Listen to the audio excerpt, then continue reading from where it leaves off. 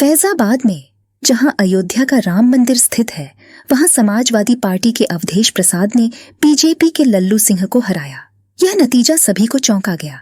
BJP तीसरी बार सत्ता में आने के लिए अपने सहयोगियों पर निर्भर रही, लेकिन फैजाबाद में हार ने सभी का ध्यान खींचा। इस हार के कई कारण माने जा रहे हैं। बीजेपी की हार का एक बड़ा कारण ओबीसी और दलितों का पार्टी से दूर होना है। अखिलेश यादव ने मजबूत जातीय समीकरण बनाया, जिससे यादव और अन्य ओबीसी वोट बैंक उनके पक्ष में रहा। इसके साथ ही अयोध्या के विकास के लिए जमीन लेने पर स्थानीय लोगों को मुआवजा नहीं मिला, जिससे उनमें असंतोष था। दिल्ली और लखनऊ इकाइयों के बीच तनाव भी बीजेपी के लिए नुकसानदायक साबित हुआ।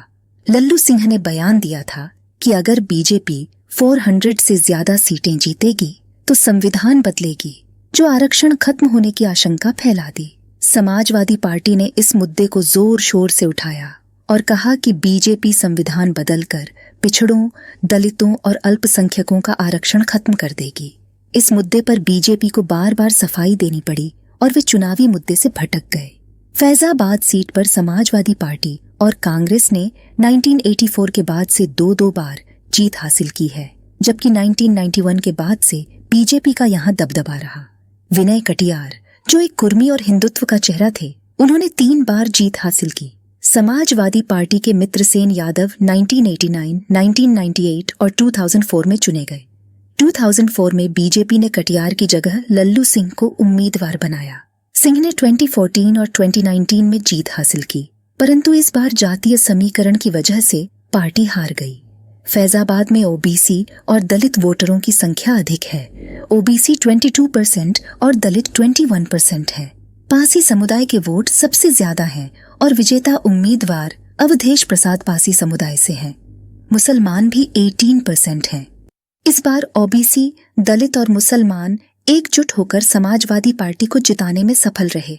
इसके अलावा स्थानीय लोग मुआवजा न मिलने और विकास से वंचित रहने के कारण नाराज थे। बाहर से आने वाले व्यापारी फायदा उठा रहे थे, जबकि स्थानीय लोग अपनी जमीन खो रहे थे। बीजेपी ने केवल अयोध्या ही नहीं, बल्कि बस्ती, अंबेडकर नगर और बाराबंकी जैसी आसपास की सीटें भी हारी।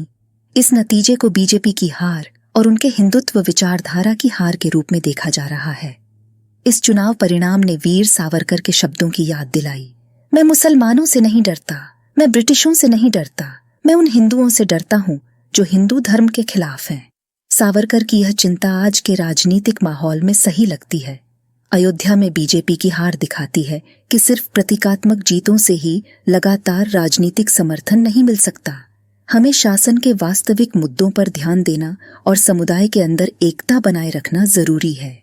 सावरकर का एक मजबूत और एकजुट हिंदू समाज का सपना सिर्फ सांस्कृतिक प्रतीकों पर निर्भर नहीं है, बल्कि इसमें ऐसा नेतृत्व भी चाहिए जो आंतरिक मतभेदों को सुलझा सके और विकास के वादों को पूरा कर सके।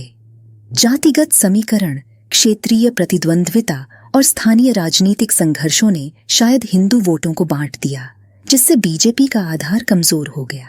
अयोध्या में बीजेपी का अनुभव हमें लोकतांत्रिक राजनीति की जटिलताओं की याद दिलाता है, जहां मतदाताओं की वफादारी पक्की नहीं होती और वैचारिक जीतों को लोगों के जीवन में ठोस सुधारों के साथ जोड़ना जरूरी है।